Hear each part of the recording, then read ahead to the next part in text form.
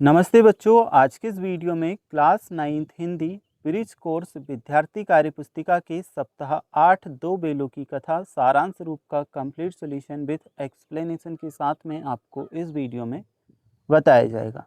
तो बच्चों, ये है आपका सप्ताह 8 class 9th Hindi bridge course की बुक का। तो चलिए बिना देर किए हम आपके सप्ताह 8 का सॉल्यूशन स्टार्ट करते हैं। और टोटल बच्चों 8 सप्ताह इसमें आपको दिए हैं और लास्ट वाले सप्ताह यानी कि सप्ताह 8 का कंप्लीट सॉल्यूशन हम इसमें सॉल्व कर रहे हैं। दो बेलों की कथा सारांश रूप हमें दिया है। देखिए, मैं एक एक प्रश्न का सही सही उत्तर भी आपको बताऊंगा, लेकिन इससे पहले थोड़ी सी स्टोरी अगर आप समझ लोगे तो आपको सारे जो प्रश्न हैं अच्छे से याद हो जाएंगे। झूरी काछी अपने दो बेलों हीरा और मोती से बहुत स्नेह करता था। झूरी की पत्नी बेलों को अपने भाई गया के पास भेज देती है। झूरी अपने बेलों का बहुत ध्यान रखता था, पर गया के घर उन्हें सूखा भूसा खाने को दिया जा रहा है। उनके साथ अन्यायपूर्ण व्यवहार को देख एक छोटी बच्ची का हृदय द्रवित हो जाता है।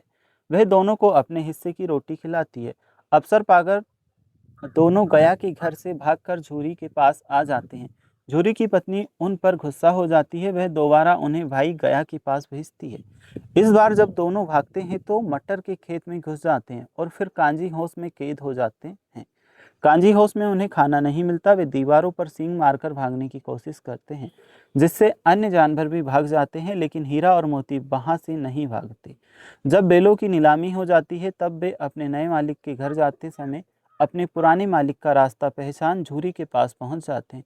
झूरी और उसकी पत्नी दोनों बेलों को स्नेह से गले लगा लेते हैं। इस कहानी में प्रेमचंद ने कृषक समाज और पशुओं के भावनात्मक संबंध का वर्णन किया है। इस कहानी से यह सीख मिलती है कि स्वतंत्रता सहज ही नहीं मिलती, उसके लिए बार बार संघर्ष करना पड़ता है। तो ये बच्चों हमारी पूरी स्टोरी थी, इसे हमने देखा। अब हमारे पास है कार्यपत्रक नंबर 1। जल्दी जल्दी बताओ तो जाने। दोनों बेलों के क्या नाम थे? अभी हमने पढ़ा दोनों बेलों के नाम हीरा और मोती थे। दूसरी बार बेलों के भागने पर उन्हें कहाँ कैद किया गया? इसका उत्तर होगा कांजी हाउस में। इस कहानी को पढ़कर आपने क्या सीखा? कि स्वतंत्रता संघर्ष के बिना नहीं मिलती। ठीक है, स्वतंत्रता संघर्ष के बिना नहीं मिलती। आप इस कहानी का मुख्य पात्र किसे मानते हैं? तो उत्तर हमारा होगा हीरा और मोती। अब है हमारे पास में कार्यपत्रक नंबर 2। चलिए इसे हम सॉल्व करेंगे। इस कहानी को पढ़कर अपने विचार से झूरी एवं बेलों के भावनात्मक संबंध को लिखिए। तो झूरी और बेलों के भावनात्मक संबंध को हमें लिखना है। यहाँ पे इस तरह से हमने आंसर किया है। झूरी और उसके दोनों बेल हीरा और मोती के बीच एक गहरा और भावनात्मक संबंध था। झूरी उन्हें बहुत स्नेह करता था और उनकी देखभाल अपनी संतान की तरह करता था।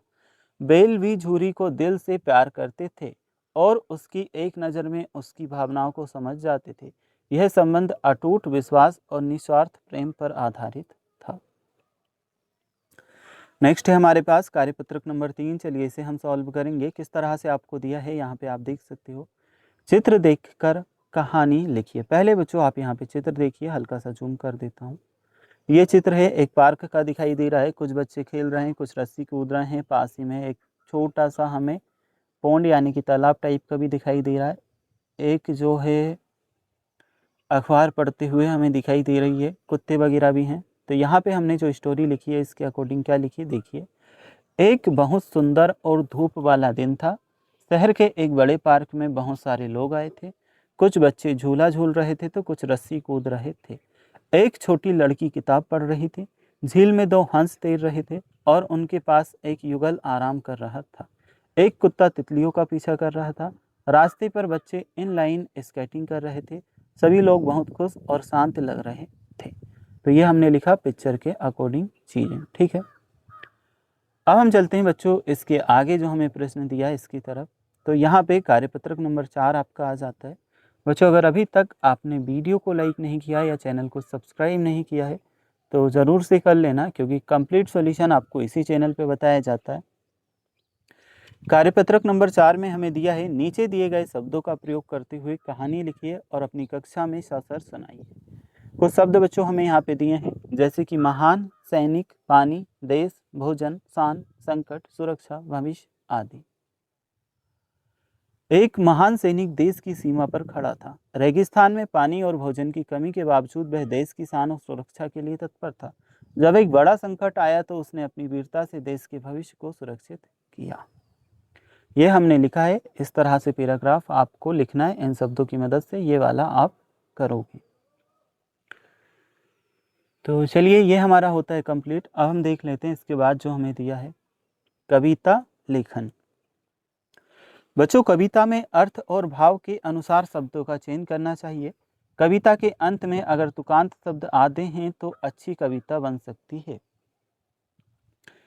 यह जानिए तुकांत शब्द की परिभाषा। किसी कविता या गीत की दो या दो से अधिक पंक्तियों, विशेष रूप से अंतिम ध्वनियों की आवाज में समानता हो तो अंतिम शब्दों को तुकांत शब्द कहते हैं। जैसे आना जाना, गाएगी सजाएगी, मानव दानव, पाना लाना, मीत गीत, बुढ़िया गुड़िया, काली लाली, ठीक है, इस तरह के शब्दों को तुकांत शब्द कहा जाता है। जैसा वैसा, डोली बोली, कमाया गवाया। चलिए, अब हम चलते हैं कार्यपत्रक नंबर 1 की तरफ। समान तुक वाले शब्दों को पहचान करके लिखिए। तो बच्चों, कहर, कहर का हमने किया है नहर। कान, इसका किया है मान। फिर हमें दिया है रात, इसका होगा वात। नेक्स्ट है हमारा मकान, मकान का क्या करेंगे दुकान। अपना, इसका होगा सपना।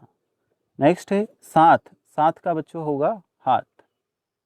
अब हम चलते हैं आपके नेक्स्ट। तारा, इसका होगा नारा। बिटिया, इसका होगा घटिया। नेक्स्ट है हमारे पास खिला, इसका होगा मिला। अब है हमारे पास में दसवा छिला, इसका होगा किला। नेक्स्ट है भाईगी, इसका होगा गाएगी। फिर है हमारा झमेला, इसका होगा अकेला। चलिए बच्चों, इन प्रश्नों को हमने सॉल्व किया। इसके बाद हम देखते हैं जो आपका अगला क्वेश्चन है, यानी कि इसी में कार्यपत्रक नंबर 2 जो आपको दिया है, इसे दिए गए शब्दों का प्रयोग कर कविता बना करके लिखिए।